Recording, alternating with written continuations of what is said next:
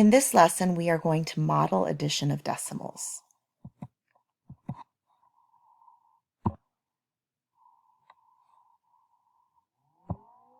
Set up the problem and solve to find the sum. 4/10 plus 7/10. Notice that the decimals are lined up when you write the problem.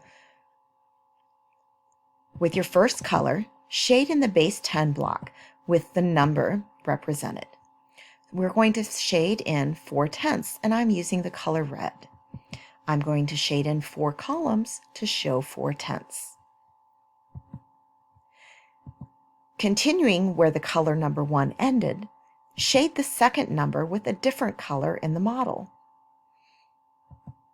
Your sum should now equal both colors shaded.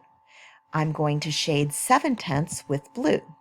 Notice that in order to get 7 columns, I had to go on to a second base 10 block. If I count both numbers together, I get 1 and 1/10.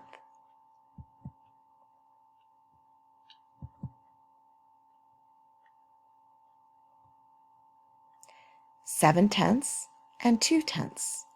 Again, first shade in 7/10 using one color, and then shade in 2/10 with a different color.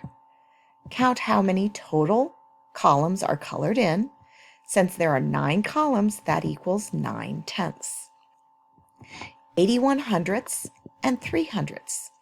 First shade in 81/100. That's 8 columns and 1 additional cube. Then shade in 3/100. That is 3 additional cubes. When we count these all together, we have 84 cubes for 84/100. 11/100 plus 7/10. First shade in the 11/100, which is 1 column and 1 cube. Next shade in the 7/10. This is a little tricky. With 1 cube already having been used, you have to do individual cubes, 6 columns, and another cube. When you count all these together, it is 81 total cubes for 81/100.